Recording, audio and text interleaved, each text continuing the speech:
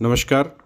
श्री श्री आनंद मूर्ति जी द्वारा रचित आनंद वचनामृतम खंड तृतीय में स्वाध्याय के रूप में आज का हमारा विषय है योग की तांत्रिक परिभाषा। योग क्या है? संस्कृत शब्दावली के लगभग सभी शब्दों के दो तरह के अर्थ और अभिप्राय होते हैं।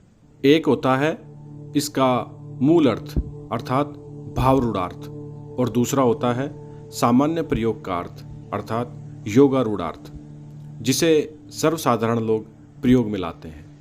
उदाहरणार्थ पंचानन शब्द मूल अर्थ भावरूढ़ार्थ है, वह सत्ता जिसके 5 मुख होते हैं, किंतु इसका योगारूढ़ार्थ है शिव। देश में अनेक श्रीमान पंचानन होंगे, किंतु वास्तविक अर्थ है जिसके 5 मुख हों। योग शब्द की 4 व्याख्याएं हैं। मूल धातु युज के साथ घिन प्रत्यय लगाने से होता है योग। यहाँ योग का अर्थ है जोड़ना। 2 और 2 बराबर 4, यह है जोड़। संस्कृत शब्दों के उच्चारण के संबंध में तुम्हें एक बात जान लेनी चाहिए। 4 अंतस्थ वर्ण होते हैं, य, र, ल और व।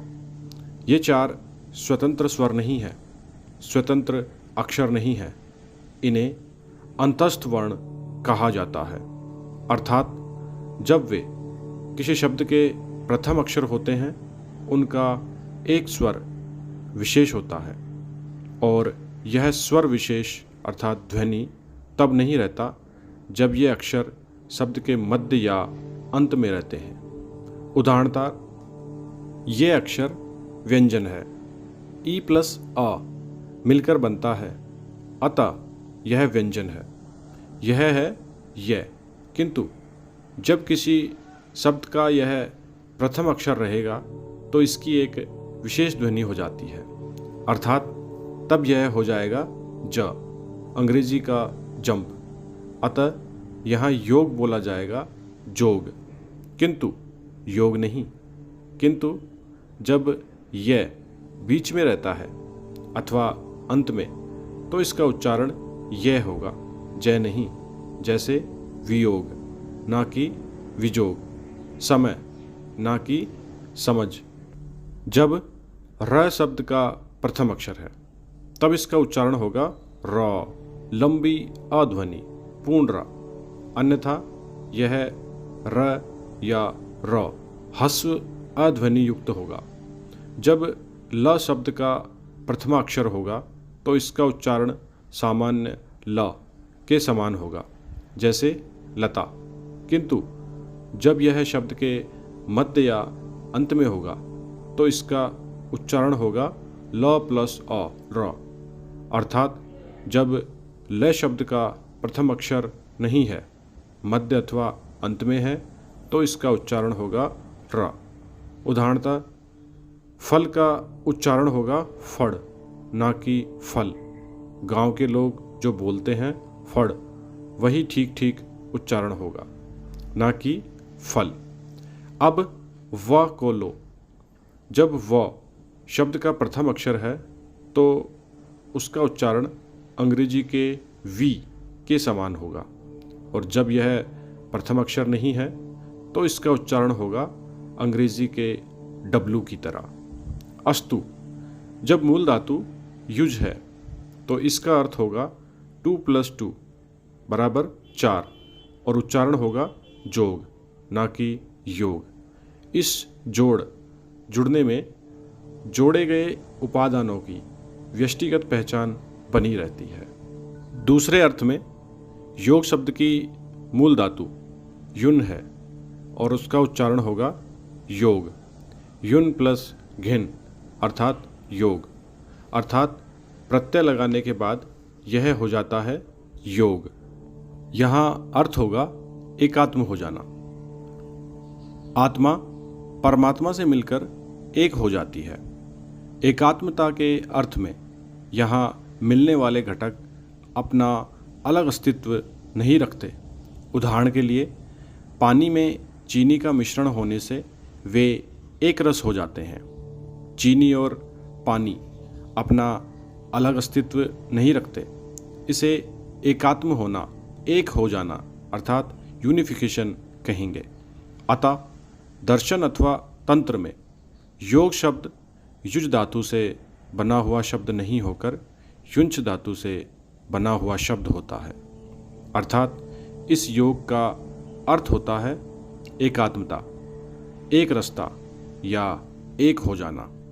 आत्मा परमात्मा से मिलकर एकाकार हो जाता है, वह अपना अलग अस्तित्व नहीं रखता। तीसरा अर्थ महर्षि पतंजलि के योग सूत्र पर आधारित है। वहाँ योग का अर्थ है योगश्चित्त वृत्ति निरोधा। पशु मन की तुलना में बहुत अधिक वृत्तियाँ मानव मन में होती हैं। मनुष्य को मन में 50 वृत्तियाँ मोटे तौर पर होती हैं। ये 50 वृत्तियाँ अंदर और बाहर 10 इंद्रियों, ज्ञानेंद्रियों और कर्मेंद्रियों के माध्यम से कार्य करती हैं। अतः उनकी कुल संख्या 1 सहस्त्र मानसिक अभिव्यक्तियों अथवा वृत्तियों में परिणत हो जाती हैं। संस्कृत में इन्हें चित्त वृत्ति कहते हैं। संस्कृत में इन सहस्त्र वृत्तियों के नियंत्रण स्थल को सहस्त्रार चक्र कहते हैं। इसे सहस्त्र दल कमल भी कहते हैं। अंग्रेजी में इसे पीनियल ग्लैंड अथवा पीनियल बॉडी कहते हैं। यहाँ चित्तवृत्ति निरोध का अर्थ समझना होगा। जब 1000 दिशाओं में घूम रही इन 1000 वृत्तियों को वापस लेते हुए, प्रत्याहृत करते हुए रोक लिया जाता है तो उसे चित्तवृत्ति निरोध कहते हैं। अब यदि इन मानसिक वृत्तियों को रोक लिया जाता है तो मानव संरचना नष्ट हो जाएगी। पतंजलि के अनुसार यह योग का अंतिम स्तर होगा। निरोध का अर्थ है निलंबन या स्थगन। यह शब्द बनता है नी, रुद्र और घिन से। किंतु तंत्र महर्षि पतंजलि की इस परिभाषा को स्वीकार नहीं करता। तंत्र कहता है संयोग योग इत्युक्त जीवात्मा परमात्मन, अर्थात जीवात्मा और परमात्मा का एकीकरण ही तंत्र के मतानुसार योग है। संयोग माने एकात्म हो जाना और योग इत्युक्तो का अर्थ हुआ योग नाम से जाना जाता है। यहाँ तंत्र एक चरण और आगे चला जाता है। पतंजलि योग को चित्तवृत्तियों का नियंत्रण मात्र मानते हैं, किंतु तुम जानते हो कि जब चित्तवृत्तियाँ बहिर्जगत से प्रत्याहृत कर ली जाती है और इन्हें निलंबित कर दिया जाता है तो वे किसी अभिष्ट के अभाव में मन के आंतरिक स्तर में विक्षोभ उत्पन्न कर देती हैं। यद्यपि ये वृत्तिगत अभिव्यक्तियाँ बाहर क्रियाशील नहीं होंगी, किंतु वे अंदर सक्रिय रहेंगे। तब ऐसा व्यक्ति बाहर चोरी नहीं करेगा, किंतु अंदर चोरी कर सकता है। तंत्र योग की ऐसी धारणा को, जैसा महर्षि पतंजलि का है, स्वीकार नहीं करता। तंत्र के अनुसार योग का अर्थ है जीवात्मा परमात्मा का एकात्म हो जाना। मन की वृत्तियों को प्रत्याहृत करके परम पुरुष की ओर संचालित कर देने की प्रक्रिया को तंत्र समर्थन देता है। तंत्र की दृष्टि में तभी प्रत्याहार की परिपूर्णता होगी। केवल प्रत्याहत मानसिक वृत्तियों को परम सत्ता की ओर संचालित करके ही हम आत्मा परमात्मा की एकात्मता प्राप्त कर सकते हैं, और यही है योग। पटना, 2 सितंबर 1978। धन्यवाद। बाबा नाम केवलम।